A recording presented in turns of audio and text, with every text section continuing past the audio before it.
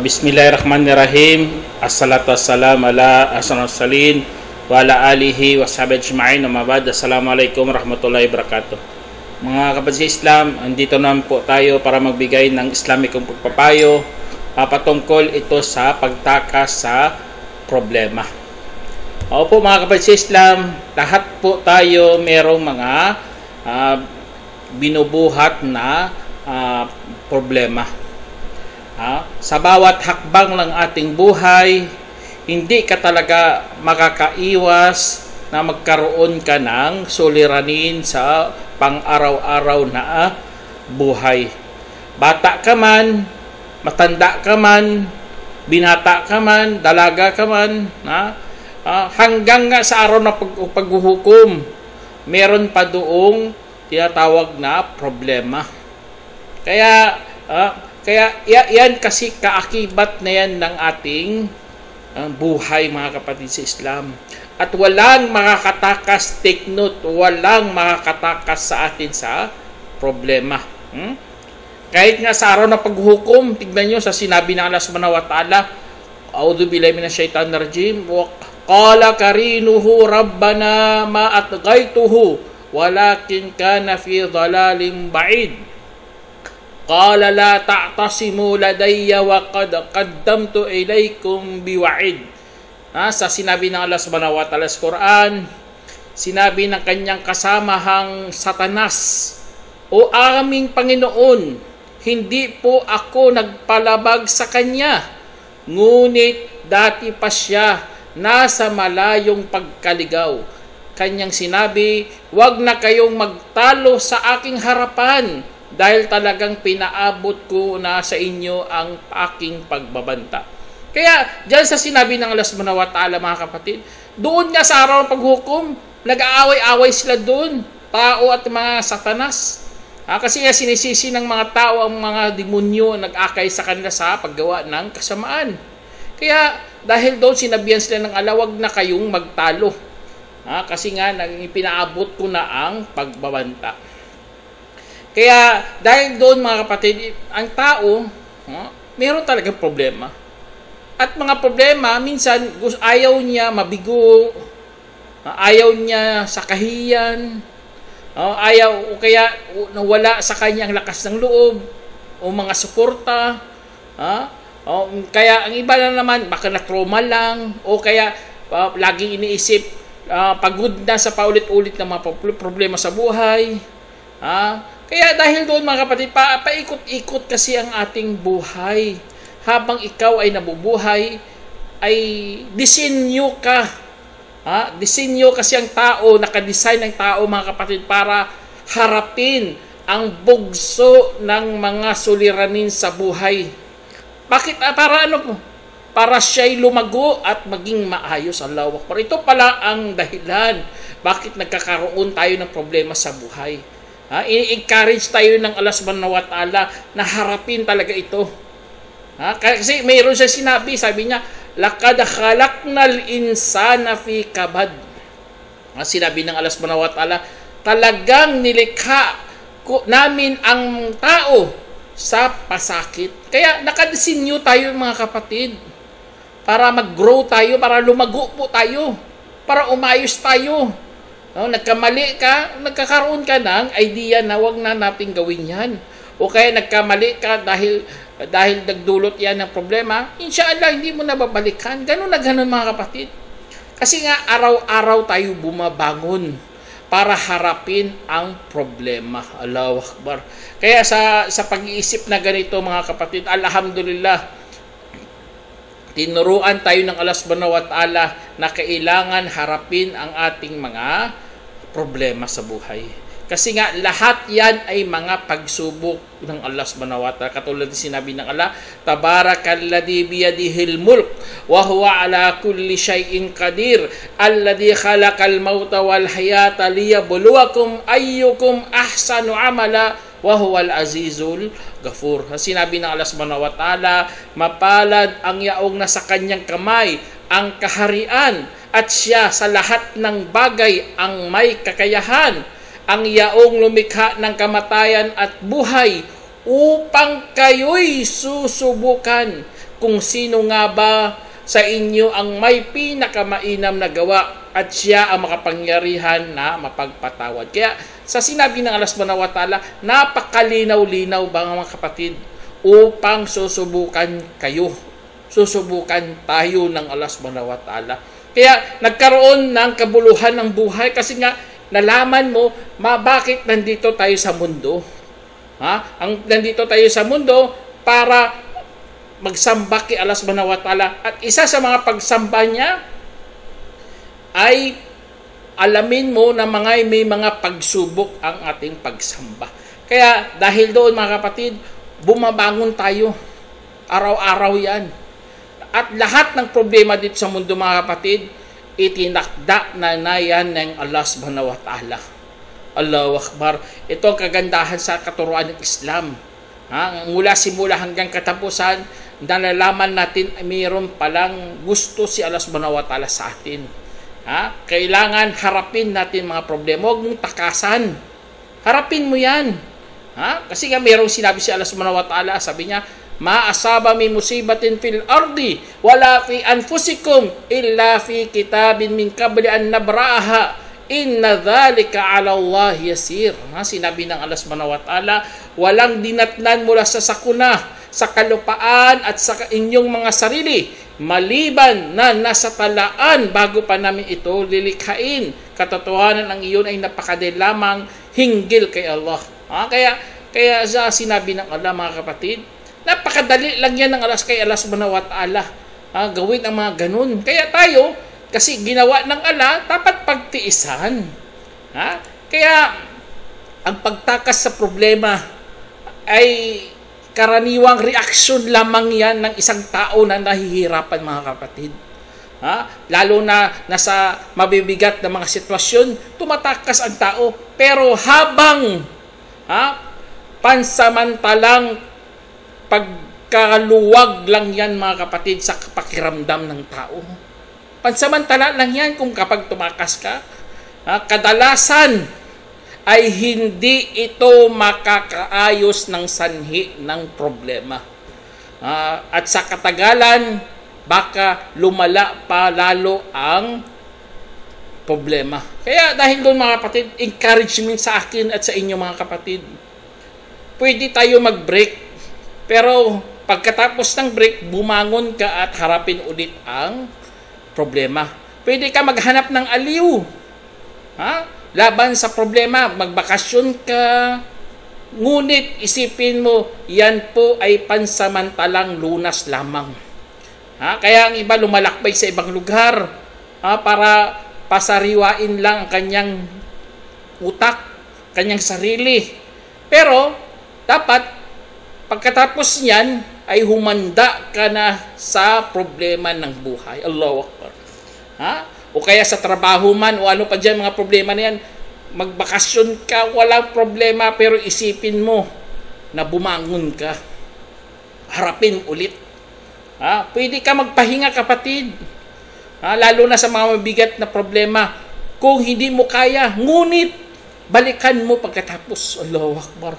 Kaya magkapi-kapi ka, manood ka ng TV, walang problema yan. Magpahinga ka muna. Pero dapat pagkatapos ng pahinga, bumangon ulit. Allahu Akbar. Kasi nga walang makakatakas sa problema kahit sino ka pa. Mayaman ka man, mahirap ka man, o sino ka pa dyan, hindi makakatakas sa problema. Lalo na ang problema, naging kasalanan, ito nakakatakot sa lahat. Nagiging kasalanan, yun ang dapat nating doon, magbalik loob ka kay Allah. Hindi tatakas ka, nagkasala ka na, tatakas ka pa. Kasi nga maraming mga siglo mula sa mga nauna, pinarusahan na ng Allah subhanahu wa ta'ala. Tulad ng sinabi ng Allah, wakam ahlakna qablahum min karnin hum ashaddu minhum batsha wa rakabu fil biladi hal min mahis. Sinabi ng Allah subhanahu wa ta'ala, at ilan na ba sa aming winasak bago pa sa kanila mula sa mga siglo? Sila ay higit pa sa kalupitan kaysa sa kanila. Kaya't halongkatin mo sila sa kalupaan. Meron bang matatakasan? Meron kayang matatakasan? Wala. Wala kang matatakasan doon sa araw ng paghukom. Kaya mga tao, mga kapatid, na kapag natatamaan sila ng problema, nagkakaroon ng nawawalan sila ng kakayahan.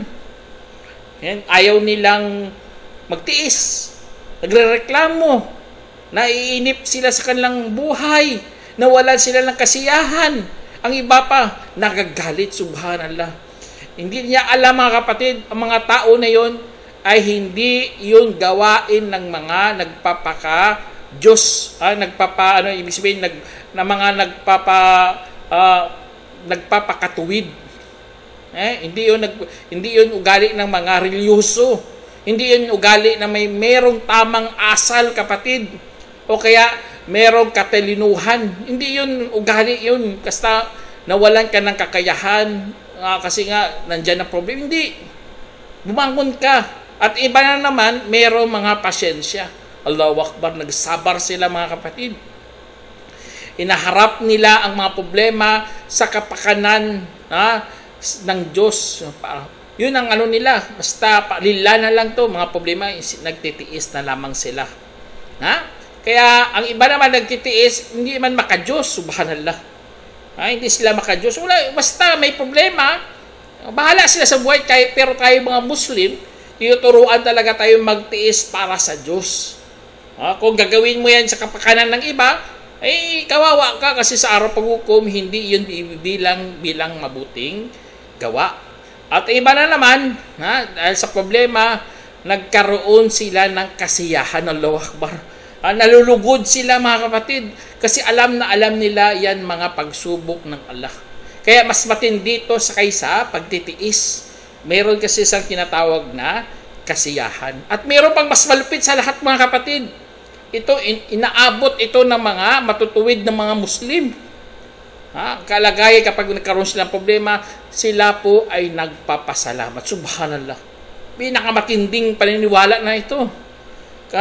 Kasi nga, sila, nasobrahan pa nilang pagtitiis, nasobrahan pa nilang mga nalugod, mga nakasiyahan, ba sila nagpapasalamat lalo sila kay Allah subhanahu wa ta'ala. Alhamdulillah, nakaligtas kami sa problema na ito.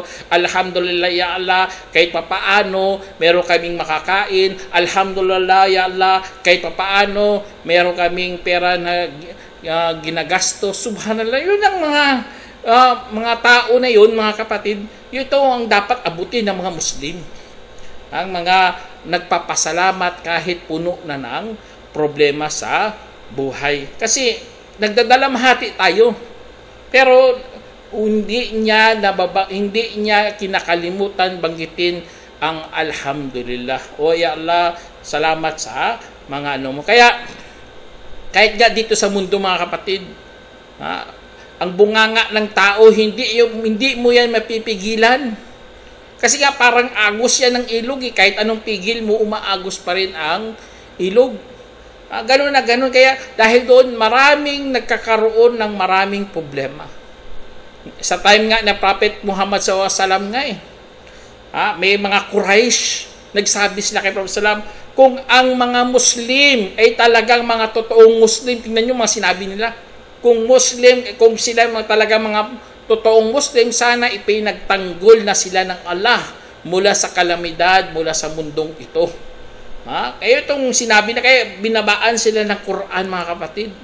Sabi ng Allah subhanahu wa ta'ala sa Quran, ma asaba min musibatin illa biidnillah wa may yu'min billahi yahdi qalbah wallahu bikulli syai'in alim wa ati'ullaha wa ati'ur rasul fa in tawallaytum fa innama ala rasulina al-balagul mubin.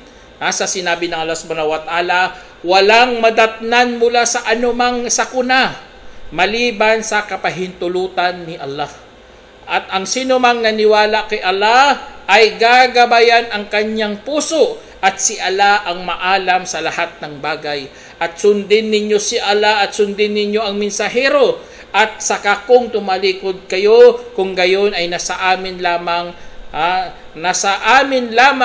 sa mensahero ay ang malinaw na pagpapaabot. Kaya sa atin mga kapatid, itong dapat nating isipin na lahat ng mga dumarating sa atin na problema, sakuna, kalamidad o ano pa dyan, ay sa kapahintulutan yan lahat ng Allah subhanahu wa ta'ala. Kaya harapin natin ang problema na merong paniniwala kay Allah subhanahu wa ta'ala na sumusunod sa kanyang mga batas at umiiwas sa mga hangganan niya. Kasi nga hindi tayo umiiwas dyan sa mga pinagbabawal ng Allah, ay talagang mapapahamak ka. Kaya alam nyo mga kapatid, kapag tumatakas ka sa problema, ano lang yan panandaliang ginhawa lang yan na maidulot niya, subhanallah. At ang problema, nawawala ka agad. O kaya lalong lumalala ang problema sa paglipas ng panahon. Itong nakakatakot sa lahat kasi akala natin nakakatakas ka na, hindi. Lalo pa yung lumalala sa paglipas ng panahon. Kaya problema pa, may kwento nga yung babae, tumakas sa pamilya niya. Doon siya tumira sa ibang bahay. Subhanallah. Buti kung magsisi siya, buhay pang magulang niya . O nagbalik loob siya sa pamilya, sa buhay pang magulang. Kung namatay yung pamilya mo, nanay, tatay mo, so, ang pagsisisi mo, magiging bangungot na yan sa'yo. Saan ka mahumingi ng kapatawaran? Subhanallah. Kaya mga kapatid, wag kayong tumakas sa problema. Harapin nyo, lalo na sa mga mapupusok dyan, na kunting sigaw lang, iwala niya na kaagad magulang niya. Hindi niya napapansinin. Naudzubillah mga kapatid, wag nating gayahin ng mga ganito mga tao na ito. Minsan kasi mawawala pang kontrol sa buhay mo . Mawawalan ka ng kontrol sa sarili, sa galit mo, pag-iwas mo, pagtakas mo. Kaya tuloy magkakaroon ka pa ng stress, nagkakaroon ka ng guilt. Tumitindi yan habang tumatagal. Dahil ito ay kukonsensyahin ka talaga, subhanallah. Kaya hirap mga kapatid kapag ikaw takas ka ng takas sa problema. Kaya sa Islam, ang utos sa atin magtiis. Tiisin mo ang problema. Meron ngang hadith dito na inulat ni Shuhaib na sinabi ng mensahero ng Allah SAW, kahanga-hanga ang kalagayan ng isang manampalataya, ajaban li abrin mu'min. Katotohanan, ang kanyang kalagayan ay mainam lahat at wala ito para sa kaninuman bukod sa mananampalataya. Kapag nakaranas siya ng kaginhawaan, ay nagpapasalamat kaya't naging mainam ito para sa kanya. At kapag nakaranas siya ng kagipitan, ay nagtiis kaya't naging mainam ito para sa kanya. Isinalaysay ni Muslim. Kaya kapag mayroong mga kagipitan, magtiis ka kapatid. Harapin mo. Huwag tatakas ka, subhanallah. Magkakamali ka talaga sa iyong desisyon na yan. Kaya sa mga problema, huwag mong suluhin ang problema kapatid, humingi ka ng tulong. May mga brother naman, may mga sister naman, mga profesional, humingi ka sa kanilang payo, o kaya mga mananampalataya, o kaya may mga imam naman, o may mga alim naman, humingi tayo ng tulong doon, humingi tayo ng saklulo. Una-una nga, tinuruan nga tayo magsaklulo, humingi nga saklulo kay Allah. Tinuruan din tayo ng Allah subhanahu wa ta'ala, wasta'inu bisabri wassalah wa innaha lakabiratun illa alal khashiin. Sabi ng Allah, humingi kayo ng saklulo sa pamamagitan ng pagtitiis at pagdarasal, at sa katunayan ito ay sadyang napakahirap maliban sa mga mataimtim. Subhanallah, maraming utos si Allah subhanahu wa ta'ala. Iyaka na'budu wa iyaka nasta'in. Sa iyo lamang kami sumasamba, sa iyo lang kami humingi ng tulong. Kaya huwag mo suluhin ang problema kapatid. Harapin mo, mayroong mga kasamahan. Subhanallah, maraming natatangay ng problema kasi nga nagsolo. Kaya hindi mainam talaga na at kaya nating lutasin ang mga problema kahit paunti-unti, okay lang yan. Unti-untiin mo. Basta hinarap mo ang iyong problema. Kahit matagal pa yan lutasin, walang problema. Kasi nga, nag-ano ka ng effort mo . Basta ginagawa mo, masaya ka. Hindi ka tumakas sa problema. Allahu Akbar. At bibiyayaan ng Allah subhanahu wa ta'ala ang mga matiisin. Ito kagandahan sa mga matiisin. Kasi nga pangako ng Allah subhanahu wa ta'ala ay bibigyan sila ng mga magagandang biyaya doon sa paraiso. Ang katulad ng sinabi ng Allah subhanahu wa ta'ala, "Wabashiris sabirin alladina idha asabathum musiba qalu inna lillahi wa inna ilaihi raji'un." At balitaan mo ng magaganda ang mga matiisin. Ang mga yaong kapag dinatnan ng mga sakuna, sabihin nila, katotohanan, tayo'y pag-aari ni Allah at sa Kanya rin tayo manunumbalik. Allah. Kaya ganun lang, napakasimple lang kapatid. Isa sa mga payo ng Quran, magsabi lang pala ng inna lillahi wa inna ilaihi raji'un. Napakaganda mga kapatid. Kasi nga bibigyan ka pa ng Allah subhanahu wa ta'ala ng mga biyaya. At ang mga problema rin mga kapatid, pangtanggal yan ng mga kasalanan. Kapag dumadaming ang mga problema mo sa buhay, wag mong isipin na parusa yan ng Diyos. Hindi, wag mong isipin ng ganun. Isipin mo, pangtanggal yan ng kasalanan mo. Kasi nabanggit talaga sa hadith, mga kapatid, sabi sa hadith, inulat ni Abu Hurairah radhiyallahu anhu na sinabi ng mensahero sallallahu alaihi wasallam, ang mananampalatayang lalaki at ang mananampalatayang babae ay patuloy sa pagdurusa sa kanyang sarili at sa kanyang anak at sa kanyang kayamanan hanggang sa matatagpuan niya si Allah na wala na siyang anumang kasalanan. Isinalaysay ni Tirmidhi at ginawang hasan ni Albani. Tingnan nyo, tatagpuin mo si Allah subhanahu wa ta'ala na wala ka nang kasalanan. Kasi nga natanggal na lahat. Hindi yan parusa pala mga kapatid. Kaya kung naging negatibo ka sa buhay mo, huwag mong gawin. Gawin mong positibo. Kaya mali talaga ang tumakas sa problema. Gaano ka man kakomportable sa simula, lagi itong may kapalit na mas mabigat. Kaya harapin mo ng buong tapang ang problema. Kaya ang pag-iwas sa responsibilidad mga kapatid, nakakatakot yan. Kasi nga, iwanan mong pamilya mo, iwasan mo sila, responsibilidad mo yan eh. Kasi gusto mo tumakas sa problema, iwanan mo anak mo, iwanan mo asawa mo, pamilya mo, iwanan mo, subhanallah. Naging kasalanan yan.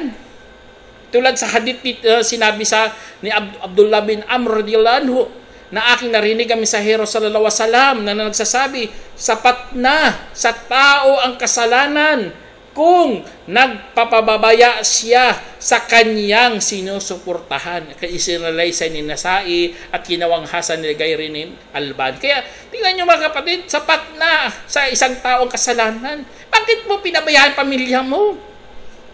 Bakit umahaling ka dyan sa doon ka na aliw sa iba?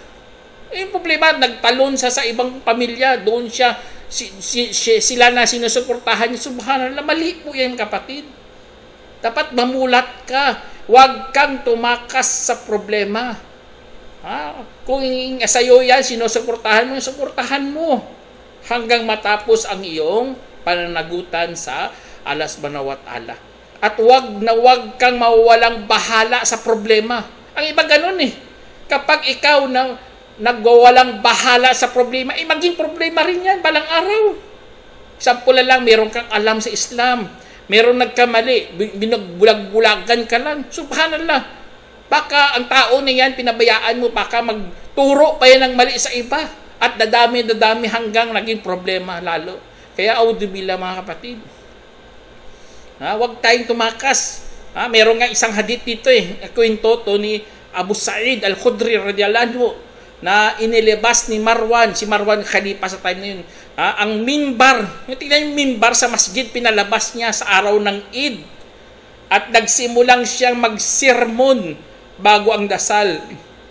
Tingnan yung Eid.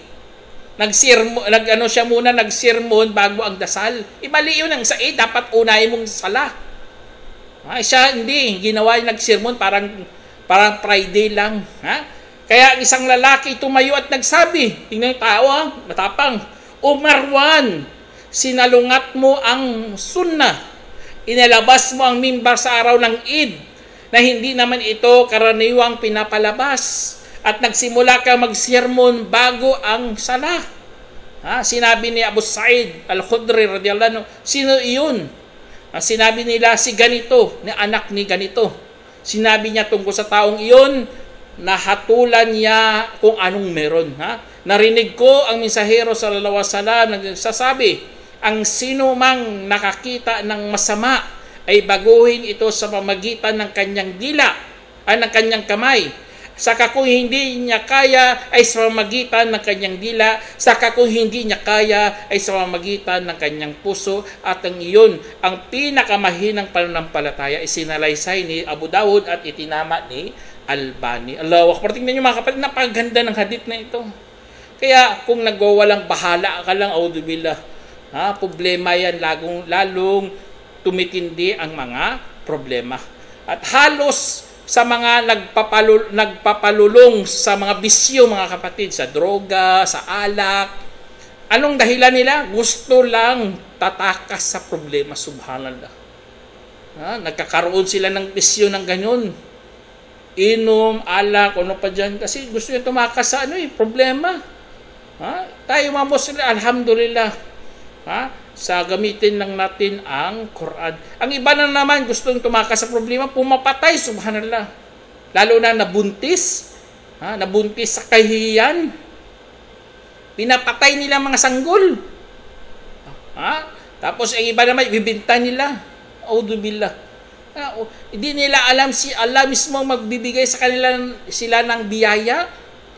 Siya at sa kanila, subhanallah, sa bata at sa magulang, bibigyan sila. Kaya umahantong minsan sa krumal-dumal na krimen, mga kapatid, kapag ikaw ay tatakas sa problema.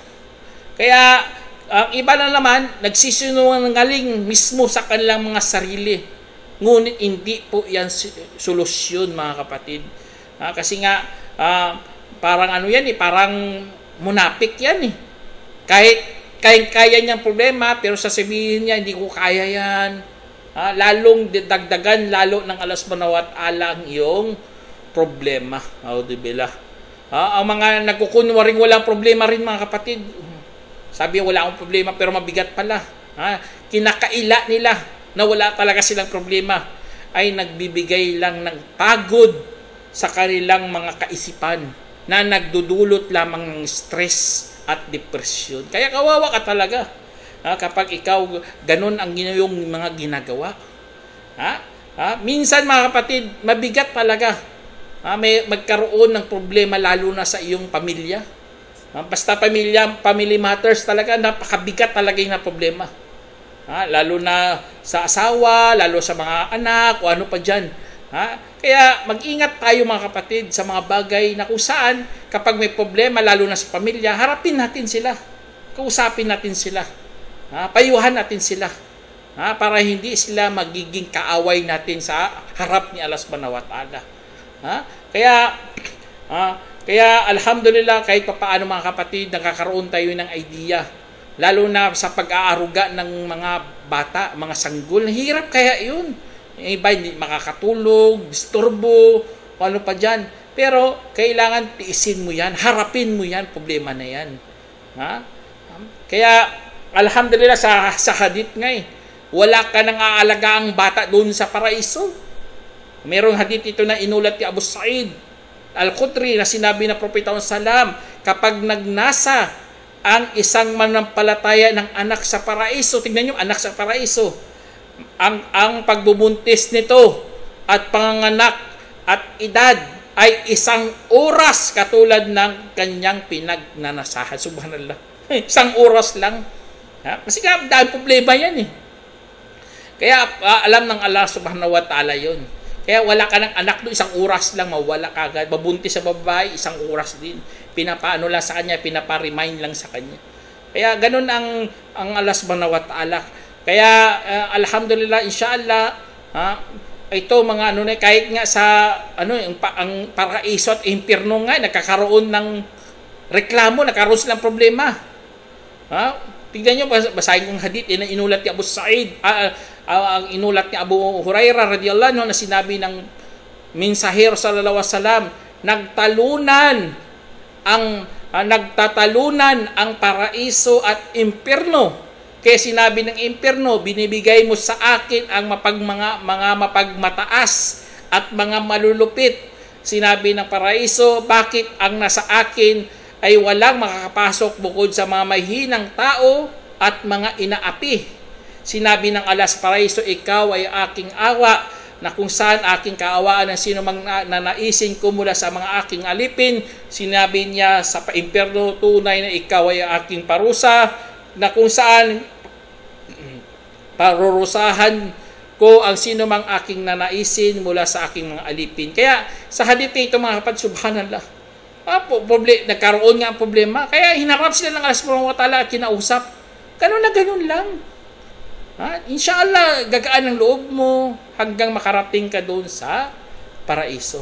At ang sa paraiso mga kapatid, magkakaroon ka talaga ng kaginhawaan doon. Allahu Akbar. Meron nga tinanong Imam Ahmad rahimahullah.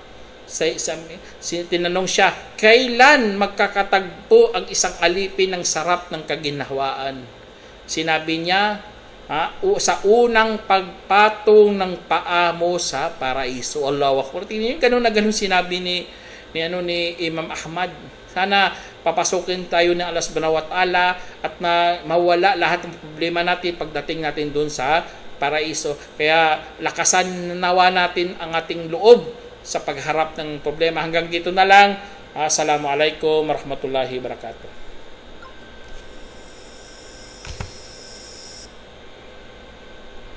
Waalaikumsalam.